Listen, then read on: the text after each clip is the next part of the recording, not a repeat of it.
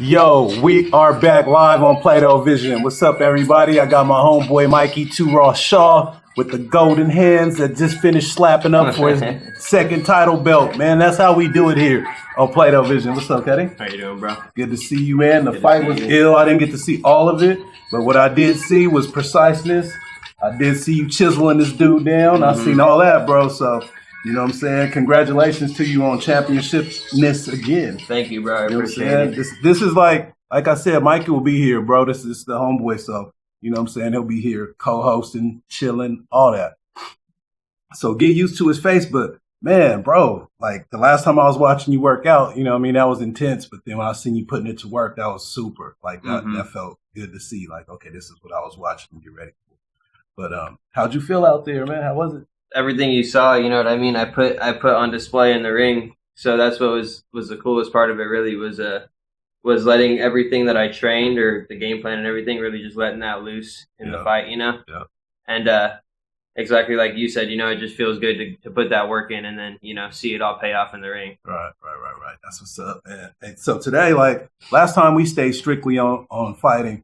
Today we're gonna keep it personal, you know what I mean? We'll talk some fighting too, because I got more questions that I gotta ask you. More people asked me to ask you, so we'll get into those a little bit later. Okay. But also on today's show, we're gonna have my homeboy Cazal Organism calling into PLADOVISION to chop it up with us.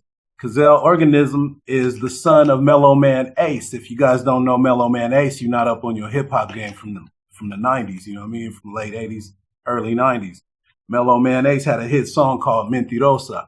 So, and it was big. And also Cuddy had rhymes though, and they're also affiliated with Cypress Hill and all those guys, you know what I mean? So stay tuned because it's gonna be live today on PLADOVISION. I'll be watching. Yo, we are back live on PLADOVISION. I got my dude, 2Raw, Mikey Shaw with me. And also, I got my man, Cazal Organism on the hotline. You know what I'm saying?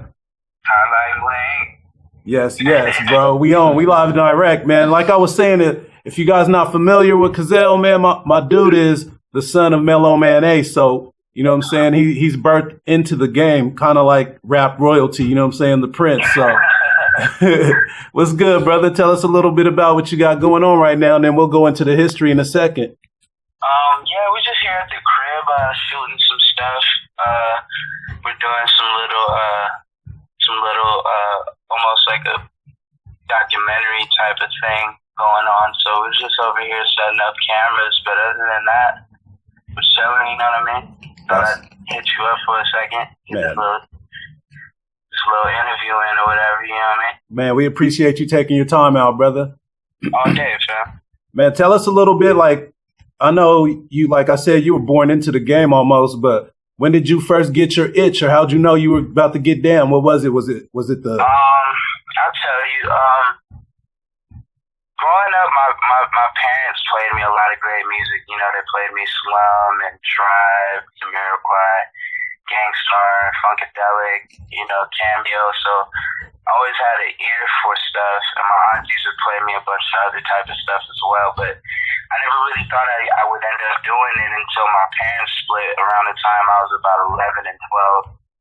And what kept me together from doing a lot of stupid things that I could have done, like drugs or violence, stuff like that, was just having music, you know what I mean? Whether I was listening to music or whether I was, you know, learning bass tabs on the bass on my pop's home one day. I just kind of got on the bass and I would just learn all my favorite Badu joints, my favorite Dilla bass lines, you know, just kind of get familiar with music theory. And then my mom bought me a guitar, and so I learned that next. A lot of people think because I play keys and that's kind of my primary thing is that they assume that's what I started on, which is actually couldn't be further from the truth. I actually started on a bass guitar and an acoustic guitar. So I started just learning theory, and then my dad got me a little setup. It was like a Dell with the front torn off, missing, and it was like a little keyboard, a little mini keyboard with like 4 of the knobs missing, 4 of the faders was gone. And he was like, you know what, if you really love this shit, if he didn't want me to do it originally, he was like, if you really love music, man, you'll turn this little janky little setup into like a career in your own lab that one day I won't even have to help you with, you know what I mean? And sure enough, against all odds, I mean, my mother didn't want me to do music, and my dad didn't want me to do it either, simply because it just requires such a tough skin to be in this industry. My parents kind of wanted me to go do the sports and college route, you know what I mean? Have my grades up, play ball of some sort. I used to play basketball and baseball. I was pretty nice, if I must say so myself. Right on. But then, like, when my parents split, you know, the rebellion, I wouldn't call it rebellion, but I went into a bit of a depression, you know, because you grow up and you're in a loving household, and all of a sudden it isn't that anymore. You kind of need advice, and fortunately for me, I was, like, amazed by, like, Justin Timberlake's first album, all the Dilla stuff my dad had played me, all the Tribe stuff my dad had played me as a youth. It all of a sudden became, you know, something for me to delve into and use as an escape route, you know what I mean? So I would jump on the FL Studio and the keys and just play mad keys for hours. I didn't even know what I was doing yet, but I was, you know, learning music theory. So that's kind of how I jumped into it, man. Man, that's what's up, bro. It doesn't hurt to have the help from your pops and your uncle. And like I said, if you're a West Coaster, man, and I'm from the West Coast, you know what I'm saying? Right. If you don't know the influence that your pops and your uncle has on West Coast hip hop, then, you know, I kind of might not even respect your opinions, but, you know, some people need to learn. Some people got to learn, though. If they don't know, they don't know. But, you know what I'm saying? How has that helped you, so to speak? Like, I'm sure that puts you in the mix with a lot of other, you know what I'm saying, great artists. Who have you worked with, or how has that moved you along in your music career, bro? What is that? Like, my uncle and my dad being there? Yeah, maybe being able to put you in a situation with other, you know, other artists. Well, I mean, it was interesting because, you know, my father goes way back with Kid Frost, and so through that connection, me and the homie Scoop DeVille, we were always like cousins of sorts, brothers almost, because when our dads would be in the lab, we'd be out in the lobby playing GameCube and Madden and stuff. So I mean, that was before we had both even started making music, and then Scoop started making beats when I was in like 5th grade, maybe. Scoop started doing his thing, and then he got kind of nice with it. And so my uncle and my dad, they had a group at the time that they were doing called the Reyes Brothers. Okay. And they bought Scoop's first beat for like, they gave him like a G or two for his first like big release or whatever. And from there, I mean, Scoop's gone on to conquer the game almost, you know, with the whole. Now he's working with Snoop, and he's working with 50 Cent and Jay-Z rapping on his beats, you know. Like, it's just crazy how all the homies that I was around are doing amazing things now. And it was interesting because the first time I played Low End Theory was actually with Scoop DeVille and Questlove. That was the first time I ever played. I had opened for Questlove, and Scoop played after me right before Quest. So it was crazy, man. Like, damn, we were both there just wilding out. Like, damn, bro, can you believe we was just in the studio with our dads, not even paying attention, just playing GameCube, and now we both rocking shows with the Soulquarians, you know what I mean? Like, man, it was kind of like it was a check, you know what I mean? That's dope, brother. Super dope, man. That's good knowledge, man.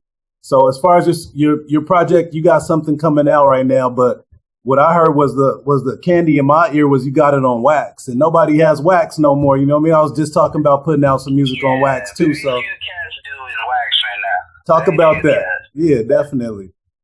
So yeah, that was it was a rap project I had put together. I don't know, man, because for me it's like I produce first. I'm a jazz keyboardist second. I play all those instruments or whatever. But I also MC, and a lot of people didn't know that because I had kind of taken a break off of MCing for a couple years, because when I first came out as an MC, I was producing for me and my pops, and we did a lot of music that was kind of ahead of its time as far as, you know, we kind of were doing the whole conscious thing. We brought it back in the 2000s. Okay. And we were doing the whole, you know, 5% or more raps, chakra raps or whatever. Okay. And I was kind of taken back by the fact that no one was paying attention to it until them cats on the East Coast put it over trap beats, and all of a sudden everyone at my high school was listening to that instead. So I was like, you know what I mean? Like, oh man, I've been rapping that trap for right. since I was in the damn 7th grade, and y'all don't feel it till there's a trap beat behind it. I was like, all right, man. So I took a break off rapping for a couple years. I mean, I was still recording stuff, but I had no plans of releasing it. I was like, man, maybe when the game gets a little bit better, because at that time Kendrick was doing like Section 80. I was recording like more rap material that was kind of on that same level, that same type of feel or what have you. And so it was literally like 4 months ago, I just got into rapper mode out of nowhere. Okay. And what it was is like I heard Currency's Drive-In Theater album, and I had never paid attention to Currency just because I was so busy with my own music during high school that a lot of stuff just kind of dropped and I knew nothing about it. Word. Other than like, oh yeah, that's what the kids at my school are listening to. So I kind of assumed it was like some weak shit, you know? All right. When I peeped the Currency joint, I was like, you telling me I can rap on jazz loops and kids my age will listen to it? Right. So I started the production. I was like, you know what, I'm going to do a mixtape over just like raw ass jazz loops, foreign film loops, put the beats together, and then the same day I would write all 3 verses, the hook, play it the next day, mix it, master it the next day. And so I just did that. I literally made that whole record, like 14 or 13 of the 15 joints I made in a week and a half, just straight up, just mad lib, like almost on some JD, like work ethic. It was kind of crazy because my dad had never seen me record that much rap stuff all in a week's time. And I was like, you know what? Let's put it out, man. See if people feel it. So I put it out or whatever. And sure enough, the dude who produced those Currency joints that made me want to make that record in the first place, he followed me on Twitter. He was like, yo, this is crazy. Like, yo, somebody just played this for me. Yo, like, your shit is crazy. And so I sent him the whole project to his email. He's like, yo, this shit is fire. And now when he comes back to LA, we're going to link. I'm going to play him some stuff. He's going to play me some stuff. Maybe collab on the beach. And I haven't said his name yet, but I'm referring to Thelonious Martin. Okay. Thelonious Martin? That's what's up, bro. Shout out Thelonious Martin, man, for the beat. Yeah, totally. So that was like kind of how that project came about. And I mean, I didn't think people were going to feel it the way they did. So, you know, sure enough, I made like a little couple hundred, maybe even a stack off Bandcamp off that record. So it was like, man, you know what? Everybody asks me for vinyl everywhere I go. And so I was like, all right, fuck it, we're going to put it on wax. So we put it on wax, and that's what they got the pre-orders up right now for it. People copping they vinyls and stuff, so it's beautiful, man. Man, that's what's up. Long live wax, man. The days of real hip-hop, you know what I'm saying? Like my man Shy had said, vital is vital. Yes, yes.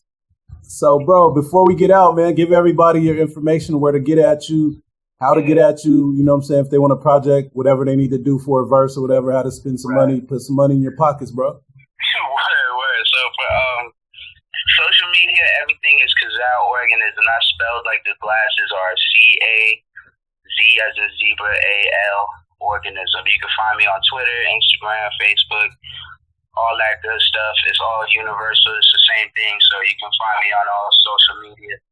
And then, you know, if you want some beats or some collab verse, whatever, man, either or mixing and mastering or some jazz keys, whatever, hit me at info.ultraslump@gmail.com, because that's my label that I started back in October. Ocean Slump? Ultra Slump. Ultra Slump. All right. That's what's up. So, yeah, man, just, you know, if you need some beats. Oh, yeah, we definitely gonna holler at you. I got a little boy who gets down. He's 9, bro. He got bars. It's crazy. But, yeah, we'll get at you for that. But definitely, man, we're looking forward to seeing you here on the show, bro. So let's make that happen pretty soon, too. And once again, we thank you so much for spending your time with us, brother. For sure, man. Thank you for having me. Right on, bro. Long live hip hop, man. Give your pops and all your family love for us, man. You know what I'm saying? Hip hop is one love. Yes, sir. Off top. All right, man. Have a good one. All right, bro. You too. Take care, man. We'll be back. We be watching.